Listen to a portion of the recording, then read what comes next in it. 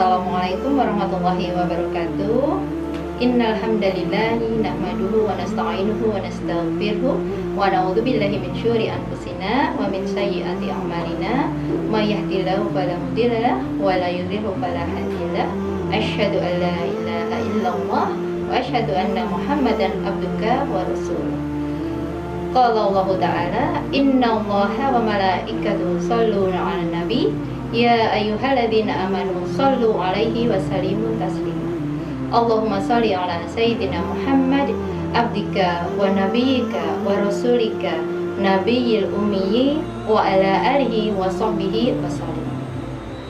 Yang pertama dan yang paling utama, marilah kita haturkan puji dan syukur kita kepada Allah Subhanahu wa Ta'ala yang sudah memberikan nikmat iman dan Islam, sehingga sampai pada hari ini kita masih diperkenankan berjumpa dan mengisi bulan Ramadan yang mulia ini dengan kebersihan hati, insya Allah.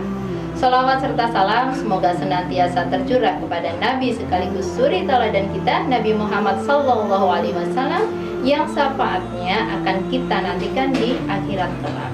Semoga kita termasuk orang-orang yang segera mendapatkan syafaat dari beliau. Amin amin ya robbal alamin.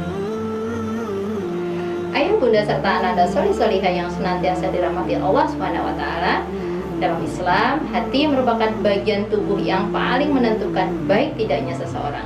Sebagaimana sabda Rasulullah SAW yang diriwayatkan oleh Imam Bukhari, ketahuilah bahwa sesungguhnya pada setiap jasad ada sekerat daging.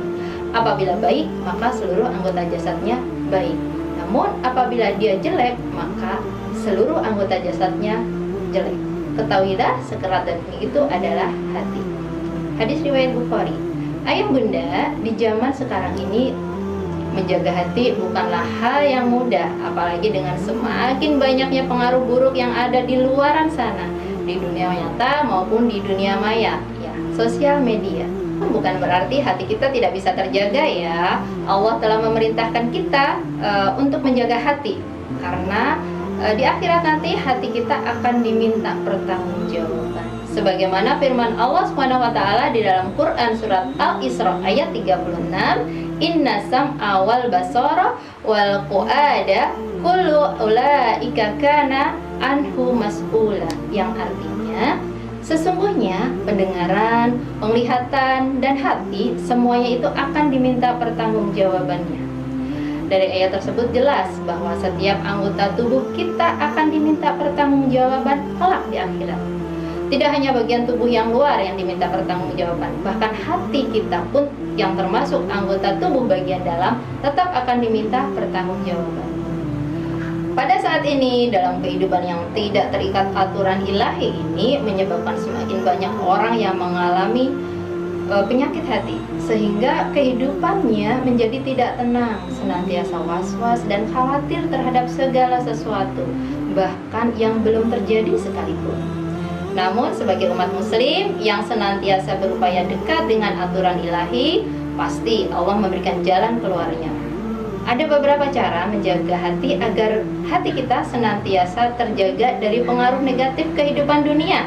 Di antaranya adalah yang pertama, berzikir. Memperbanyak berzikir akan membantu hati kita selalu terjaga, sebagaimana disampaikan Allah Subhanahu wa Ta'ala di dalam Quran surat Al-A'raf ayat 205, dan sebutlah nama Tuhanmu dalam hatimu dengan merendahkan diri dan rasa takut, dan dengan tidak mengeraskan suara di waktu pagi dan petang, dan janganlah kamu termasuk orang-orang yang lalai. Semoga alamat surat pagi dan petang tidak lupa dibaca ya. Yang kedua, perbanyaklah sholat. Sholat merupakan ibadah utama yang membuat kita akan selalu tenang dan damai dalam kehidupan. Dengan sholat, hati kita akan jauh lebih mudah menerima setiap ujian yang datang, sehingga terhindar dari rasa ketakutan maupun gelisah. Tak hanya sholat wajib, tapi juga sholat sunnah. Allah menyampaikan di dalam Quran surat Al-Baqarah ayat 45, wasta'inu bisabri wassalah.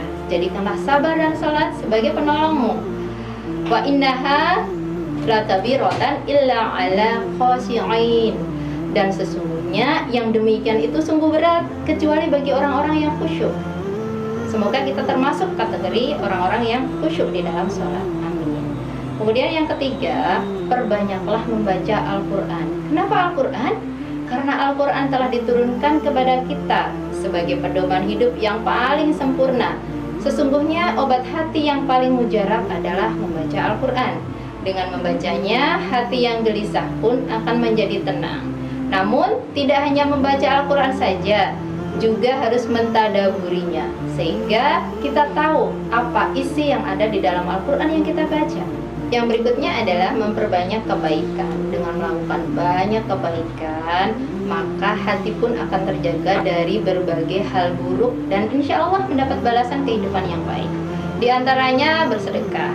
Ada banyak keutamaan bersedekah dalam Islam. Di antaranya adalah mampu menjaga hati dari penyakit seperti iri, dengki, dan kikir. Apalagi di bulan suci ini ya. Yuk kita perbanyak bersedekah di bulan suci. Yang selanjutnya adalah banyak mengingat kematian, mengingat dan menyadari bahwa dunia ini hanya sesaat.